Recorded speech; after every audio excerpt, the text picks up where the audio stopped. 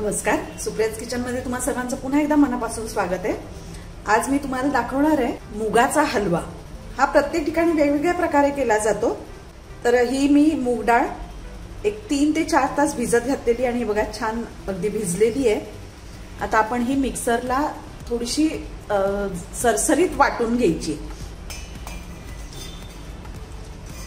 मूग डाळ भिजायला काही वेळ लागत नाही आणि यात आपण पाणी अजिबात घालायचं नाहीये। छान अगदी जाडसर वाटून घ्यायची आपल्याला। हे बघा, हे असं थोडंसं सरसरीत वाटून घ्यायचंय मिक्सरला। अगदी बारीक पेस्ट करायची नाही आणि पाणी अजिबात घातलेलं नाहीये बघा। आता हे करून बाजूला ठेवूया। इथे एका भांड्यामध्ये आपल्याला पाऊण कप साखर घ्यायची, पाऊण वाटी साखर घ्यायची। याच वाटीचं माप मी डाळीसाठी घेतलेलं आहे। त्यामध्ये 1 वाटी पाणी घालायचंय आणि 1 वाटी दूध घालायचंय। ही आता साखर आपल्याला फक्त विरघळून घ्यायची आहे। हे मी गॅसवर ठेवते आणि आपल्याला पाक करायचा नाहीये, फक्त साखर विरघळेपर्यंत गरम करायचे। हे बघा, इथे आपण ही साखर विरघळवून घेऊया। हा हलवा अतिशय टेस्टी बनतो आणि लग्नामध्ये किंवा एक सणाला हा केला जातो। एकदम शाही हलवा आहे हा, तुम्ही नक्की करून बघा। एकाच वाटीने सगळं माप घ्यायचंय।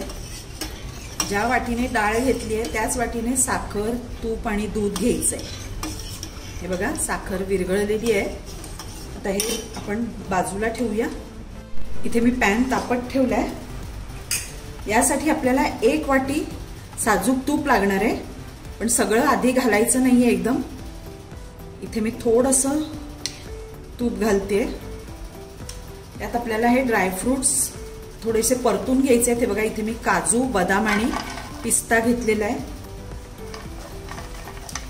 हे थोडेसे परतून घेऊया यामध्ये। आता हे परतून झालेले आहेत, आपण एका प्लेटमध्ये काढून घेऊया। आता यामध्ये आपल्याला अजून तूप घालायचे। आधीच सगळं तूप घालायचं नाही, आपण बघून घालायचे। जेवढी गरज असेल तेवढं तूप घालत जायचं। आता यात आपण ही जे डाळ वाटून घेतलेली आहे ती घालूया। आता हे गॅस मीडियम ठेवायचा आहे आणि आपल्याला ही छान भाजून घ्यायचे खरपूस। शक्यतो नॉनस्टिक पॅन घ्यायचा आहे, म्हणजे मग खाली चिकटत नाही डाळ। हे बघा, डाळीने सगळं तूप शोषून घेतलेलं आहे। आता जसजशी डाळ भाजायला लागेल तसतसं ते तूप सोडेल। गॅस मंदच ठेवायचा आहे।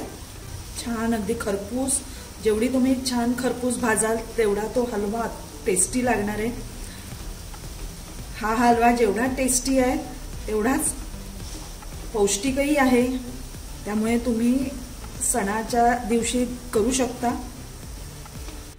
हे बघा, आता हळूहळू भाजायला सुरुवात झालेली आहे डाळ। गॅस बारीकच ठेवायचा आहे, कारण जेवढं तुम्ही बारीक गॅसवर छान खरपूस भाजाल तेवढा हलवा जास्त टेस्टी होतो। आता जसजसं ते भाजायला लागेल तसं ते तूप सोडणार आहे। ह्याला थोडा वेळ लागतो, पण ते मंद गॅसवरच करायचंय। हे बघा, आता हळूहळू थोडासा रंग बदलायला लागलाय डाळीचा। यात आपण आणि थोडंसं तूप घालूया।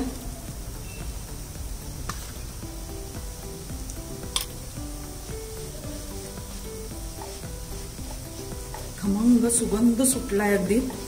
आता सणांचे दिवस आहेत, तर हा हलवा नक्की एखाद्या दिवशी ट्राय करून बघा। तुम्हाला नक्कीच आवडेल, इतका सुंदर लागतो। फक्त हा वेगवेगळ्या पद्धतीने तुम्ही करू शकता। सुकी डाळ भाजून सुद्धा मिक्सरला लावून त्याचं हलवा करू शकता, किंवा हा असा डाळ भिजत घालून सुद्धा केला तरी छान लागतो तो। फक्त हा हलवा आपल्या भाजण्यावर अवलंबून आहे। किती तुम्ही छान खरपूस भाजताय त्यावर त्याची टेस्ट अवलंबून आहे.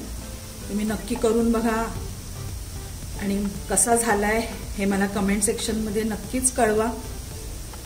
आणि माझा व्हिडिओ जर आवडला तर त्याला लाईक करा, शेअर करा. अजून जर तुम्ही सबस्क्राईब केलं नसेल माझ्या चॅनलला तर नक्की सबस्क्राईब करा, म्हणजे तुम्हाला अशा नवनवीन रेसिपीज बघायला मिळतील. हे बघा आता आणि डाळ छान भाजत आलेली आहे. मस्त अगदी खमंग सुगंध सुटलेला आहे. अशी अगदी मंद गॅसवर खरपूस भाजून घ्यायची आहे डाळ. यामध्ये आपण त्यात ड्रायफ्रुट्स घालूया.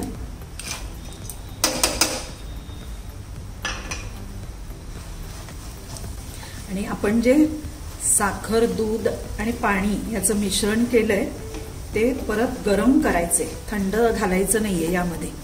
ते जर थंड झालं असेल तर परत गरम करायचं आणि मगच यामध्ये घालायचे. यामध्ये तुम्ही रंग सुद्धा घालू शकता. जर तुम्हाला हवा असेल केशरी रंग तर तोही घालू शकता. मी इथे दुधामध्ये केसर घातलेलं आहे, त्यामुळे मी काही रंग घालणार नाहीये. तुम्हाला हवा असेल तर तुम्ही घालू शकता. बघा, तुम्ही बघू शकता याचा रंग बदललेला आहे. आता गॅस बंद करायचा आहे आणि हे आपण जे साखर, दूध, पाणी विरघळवून घेतलेलं आहे ते यामध्ये हळूहळू घालायचे, नाहीतर वर येऊ शकतं एकदम. हे बघा, इथे बघा मी त्यातच केसर घातलेलं आहे.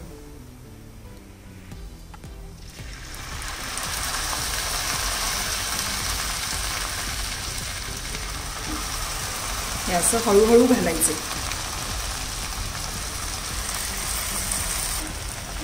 गॅस मी बंदच केलेला आहे. तर हे आधी ढवळून घेऊया आणि मगच गॅस चालू करूया.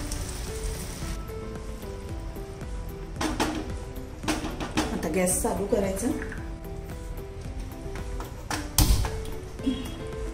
बारीकच ठेवायचं आहे, वाढवायचा नाही. याच्यावर 2 मिनिटं आपण झाकण ठेवायचं. गॅस अगदी बारीक करायचा.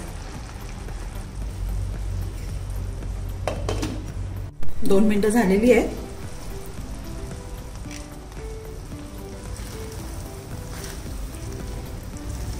आता एकदा ढवळूया पूर्ण.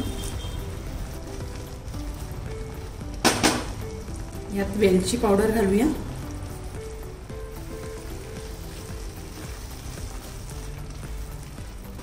आता परत अगदी सुकेपर्यंत हे असं परतत राहायचे. यात आपण आता हे जे उरलंय तूप ते घालून टाकूया. आतापर्यंत पाऊण वाटी घालून झालेली आहे. आता हे जे पाव वाटी उरलंय तूप ते घालूया.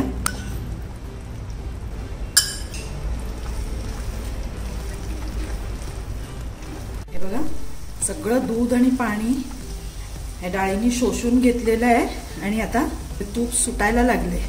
याचा अर्थ आपला हलवा तयार झालाय. सगळं पाणी पूर्ण त्यामध्ये ऍब्झॉर्ब झालेलं आहे आणि आपला हलवा छान फुललाय आणि आता तूप सोडायला लागलंय. या स्टेजला गॅस बंद करायचा.